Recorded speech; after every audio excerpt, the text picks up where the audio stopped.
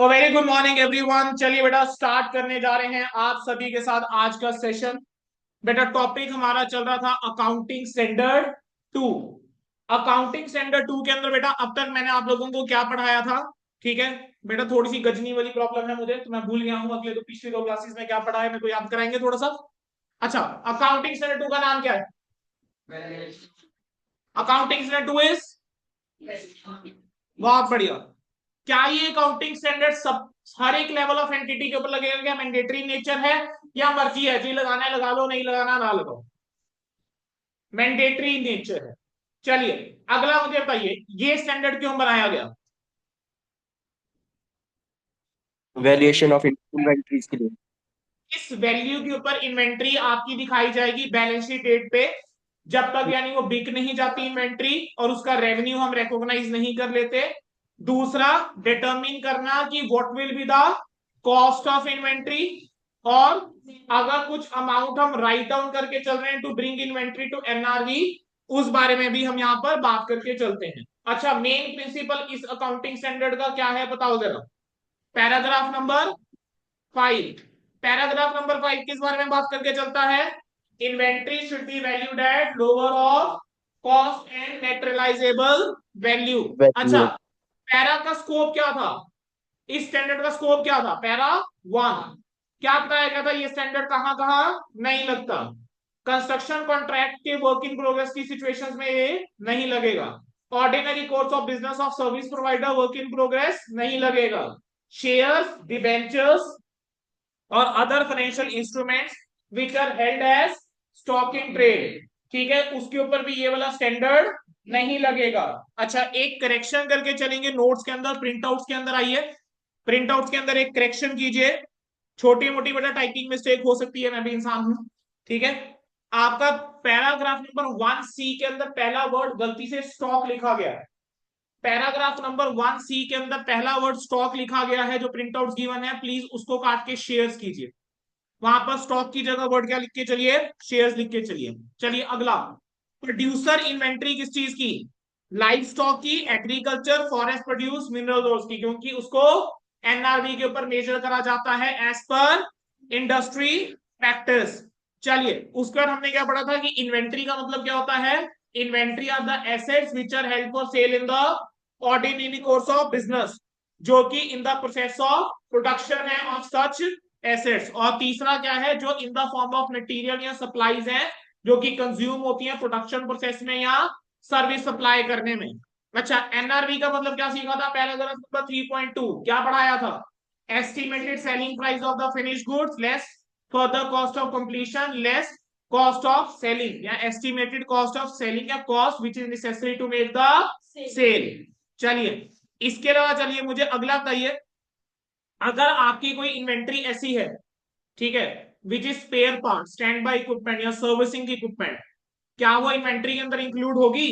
अगर वो criteria PP का मीट करके चल रही है, that will be considered as a part of accounting standard 10 property plant and equipment. बहुत बढ़िया, आगे चले। अच्छा, कॉस्ट ऑफ इन्वेंट्री के अंदर तीन चीजें आती हैं, कौन कौन सी? Cost of purchase, cost of conversion and other cost in bringing the inventories to present location and condition. चलिए कॉस्ट ऑफ परचेज के अंदर क्या पड़ा था? एक तो बेसिक परचेज प्राइस आएगा, आपके non refundable duties and taxes आ जाएंगे, जीएसटी है, मुझे क्रेडिट मिल रहा है, क्या मेरा परचेज का पार्ट बनेगा कॉस्ट ऑफ परचेज का या नहीं? नहीं बनेगा। जीएसटी है, मुझे क्रेडिट नहीं मिल रहा, क्या मेरा कॉस्ट ऑफ परचेज का पार्ट बन जाएगा? बिल्कुल बन जाएगा, ठीक है। देन आपका कोई भी फ्रेट इनवर्ड हो गया, कोई भी ऐसी cost which is directly attributable to the acquisition, आप माइनस क्या करके चलेंगे? रिबेट, ड्यूटी ड्रॉबैक या अदर सिमिलर आइटम्स को आप क्या करके चलेंगे? माइनस आप करके चलेंगे। अच्छा, कॉस्ट ऑफ कन्वर्जन को लास्ट में डील कराऊंगा, क्योंकि हमने कॉस्ट ऑफ कन्वर्जन को कंटिन्यू करना है। देन हमने क्या पढ़ा था? Other cost. अदर कॉस्ट के अंदर क्या पढ़ा था बताना जरा? अदर कॉस्ट के अंदर आती थी वो कॉस्ट जो इंकर करी गई है to bring inventory to the present location and condition, और इसके अंदर हमने कुछ एग्जांपल्स हमने कवर करे थे, जैसे आपका रिसर्च एंड डेवलपमेंट कॉस्ट हो गया, और क्वालिटी कंट्रोल कॉस्ट हो गया, primary packaging and secondary packaging हमने यहाँ पर कवर करके चली थी, या एक्सी cost which is related to the production, है ना। अच्छा, अगला हमने क्या कहा था कि इंटरेस्ट और बोरोइंग कॉस्ट जो होती है, कहेंगे उनको हम नहीं यूजुअली कंसीडर करते टू ब्रिंगिंग, कि वो इनकर करेंगे to bring inventory to present location and condition, so वो कॉस्ट ऑफ इन्वेंट्री का पार्ट नहीं होगा। अच्छा, बोरोइंग कॉस्ट का मीनिंग मेरे से एक बच्चे ने उस दिन पूछा था, वो बट वो रिकॉर्डिंग पे नहीं गया था। एक बच्चे ने पूछा था आप में से किसी ने कि सर बोरोइंग कॉस्ट में क्या आता है, बोरोइंग कॉस्ट क्या होता है? तो मैंने आपको सिर्फ एक वर्ड बोला था, क्या बोला था?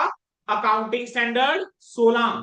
बोरोइंग कॉस्ट का कौन सा है? Accounting standard 16। वहां पर हम सीखेंगे कि बोरोइंग कॉस्ट बच्चे होता क्या है।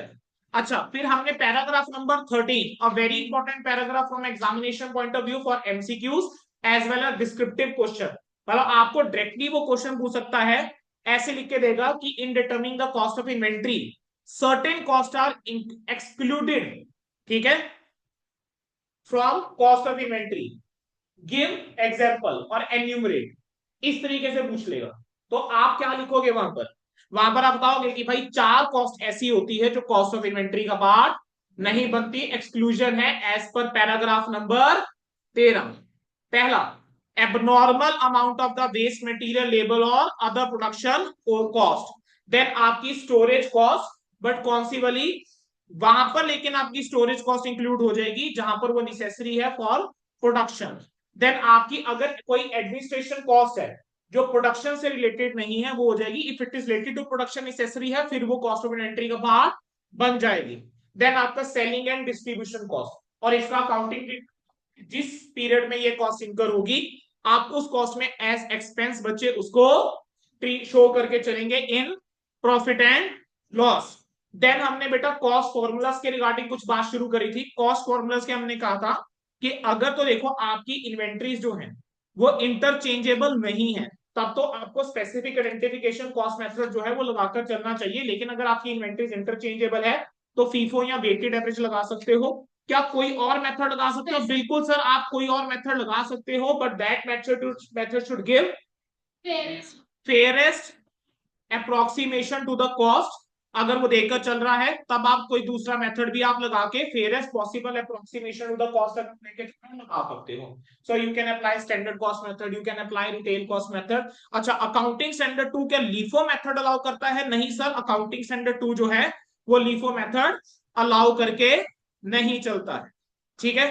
उसके अलावा हमने एक रिटेल कॉस्ट मेथड की बात करके चली थी। हमने क्या कहा था, रिटेल कॉस्ट मेथड कहां लगता है? रिटेल सेक्टर के केस में रिटेल कॉस्ट मेथड लगेगा, ठीक है। रिटेल सेक्टर के केस में क्योंकि क्या होता है, आपकी जो इन्वेंट्री होती है, ठीक है, उसकी वैल्यूएशन फीफो मेथड से या वेटेड एवरेज से या किसी और मेथड को लगाना इम्प्रैक्टिकेबल है। तो वहां पर आप सेलिंग प्राइस लेते हैं इन्वेंट्री का, उसमें से आप क्या माइनस करके चलते हैं? ग्रॉस मार्जिन आप लेस करके चलते हैं, तो आपके पास क्या आ जाता है?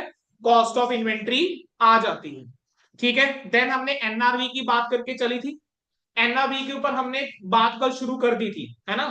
एनआरवी के मैंने 2 पॉइंट करवा दिए थे, है ना। एनआरवी के 2 पॉइंट हो गए थे, राइट। रॉ मटेरियल का बताना था। एनआरवी के अंदर हमने कहा था फिनिश गुड्स के केस में तो expected selling price of the finish goods less cost necessary to make the cell.